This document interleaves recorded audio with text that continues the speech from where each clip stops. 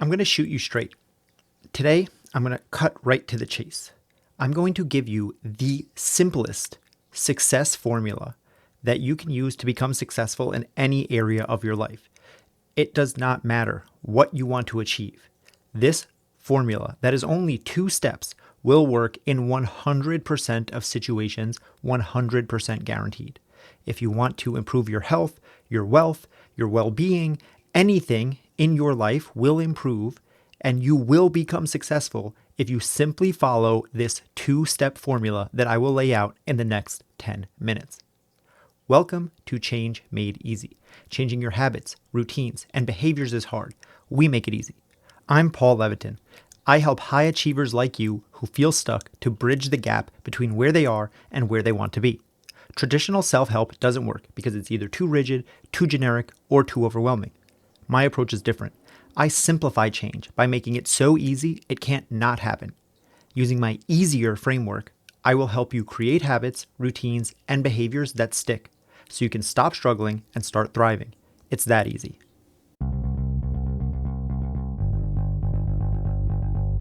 Okay, so I promised to cut right to the chase, and I'm not going to beat around the bush here. There is a 2-step formula to success that works in 100% of situations. And if you're driving, if you're doing something right now, don't worry about writing this down because this is so simple and so easy that you will remember it just from listening to this. And that's the whole point. I want to make this so easy that you can't mess it up. The 2-step formula to guarantee success in any area is step 1, commit to a course of action.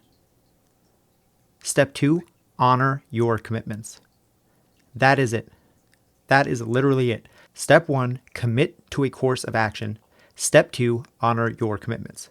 Basically, step 1, choose something that you're going to do, and step 2, do what you say you will do. It really is that simple. If you are a person who follows through on your commitments, you will become successful in any area. It seems almost too simple or too easy to be true, but that's the whole point. The way that we find long-term success is by making things so easy you can do them forever.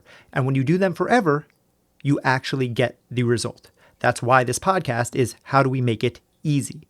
Change made easy. Make it easy, you do it, you get the result.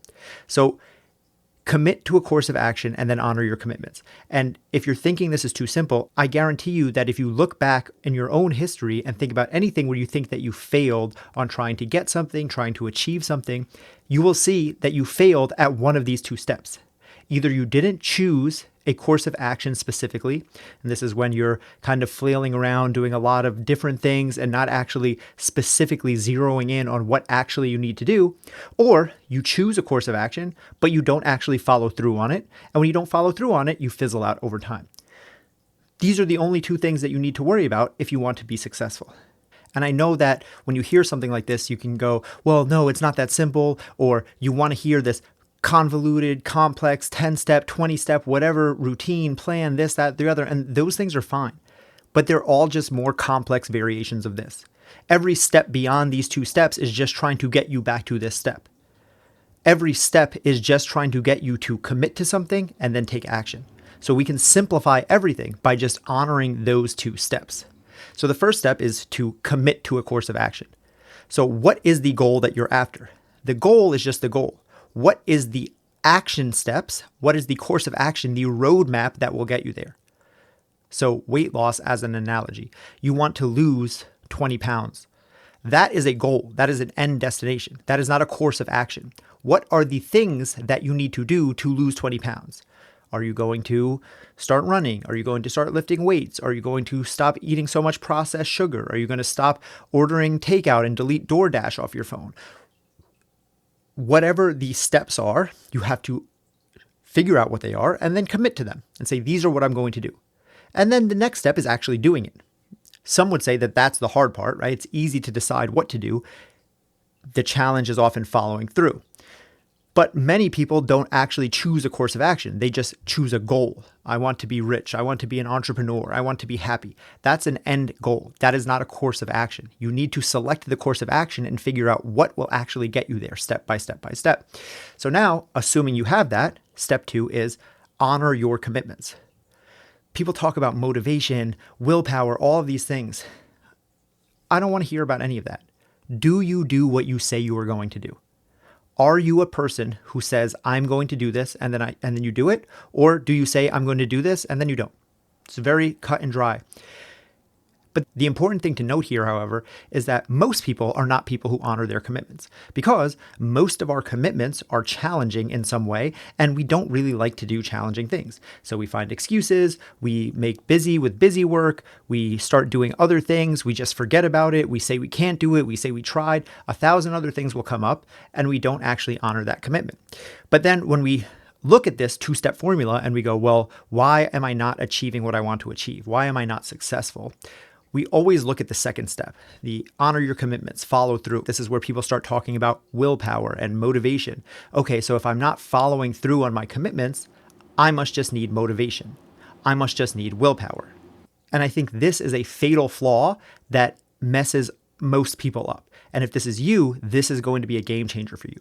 Because the reality is, if you've been stuck in this loop for a long time where you have a goal, you know what you want to do, you have a course of action, but you can't get yourself to do the action, right? So you have step one, you've chosen a course of action.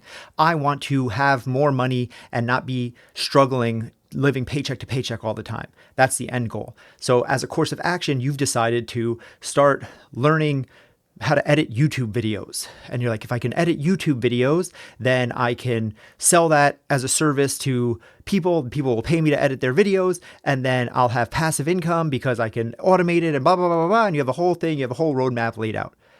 That's great. So now all you have to do is honor your commitments, which is get up every day and work 2 hours on YouTube before work and after work. Simple enough. And yet every day you wake up, you're tired, you don't get right to work. You go to work, you're going to work on YouTube after work, but then you're tired. You still have to go to the gym, you still have to cook dinner, you still have to work on homework with your kids, a million other things, and it just doesn't happen.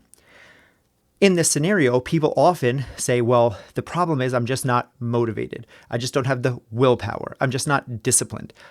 None of that means anything to me. What matters here is that you don't want to do the thing. And no amount of willpower, motivation, or discipline are going to get you to do that. Because at our base level, humans want to do what we want to do, and we do what we want. Everything that you do in a day, you did it because you want to. You can say you had to, but you don't have to do anything. If you are doing something, you have chosen to do it. You go to work every day. Even if you don't want to, you still go to work. That means you want to, because you'd rather go to work and receive a paycheck than be poor and homeless.